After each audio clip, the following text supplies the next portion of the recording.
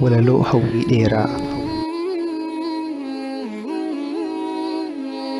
Si arguuf baay'een hawwee, si dhaqqabuufis baay'een jooree, waggaa guutuu si eegaan ture, argaa keetiif hedduun hawwaa ture, hafuura keetu torbee guutuu natti dhawaa ture.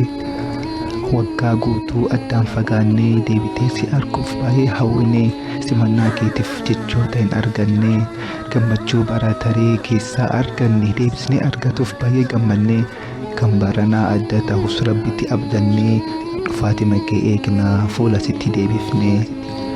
Waan gaarii ati fidduu hundaa itti fayyadamuuf kabajuuf siif gala waadaa, hanga waliin turuu sa'aa kiyya hundaa daqiiqaan dabarsuu kophaasiin addaa.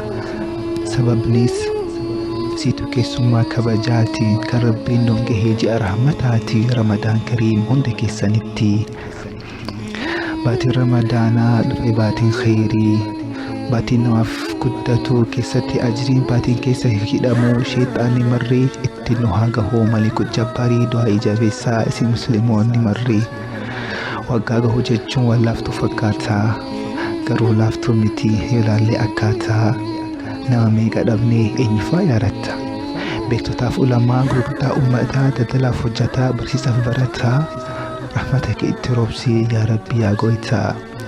Weerarri koronaa dhufee nu qoqqoode adda addaa, walitti dhiyaatu dhabuun ta'e qorsa addaa, harka dhiqatuunis amma ta'e aadaa, masjidnis cufamee ittis uummata gurguddaa.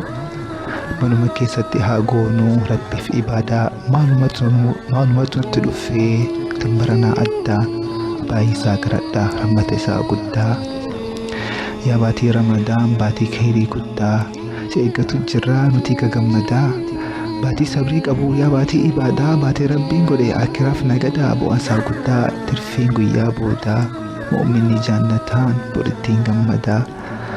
Baatii keessa hidhamu jallichi abbaa murraa, ulaan jahannamiitis baatii kana danqaraa. Jannanni banamee namaan jedha askuraa, khayrii dalagatuun laafadha akka biraa. Nagada kan beeku baatii kana tujjaaraa, ittiin nu gahi ati yaa abbaa hundarraa. Wahi kana qofaa himamee yooma dhumaa, baatii Ramadaanaa kun edaa ajaa'ibuma.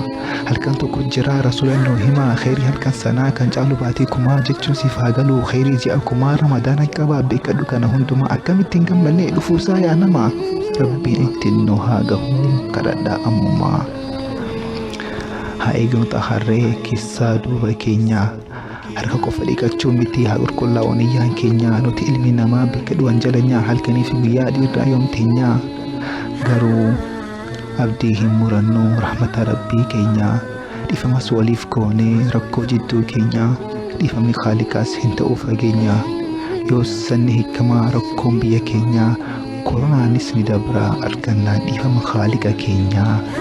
Suni waadaa isaatii kan rahmaanuu irraa, fa'inna ma'al usri yusraa, inna ma'al usri yusraa.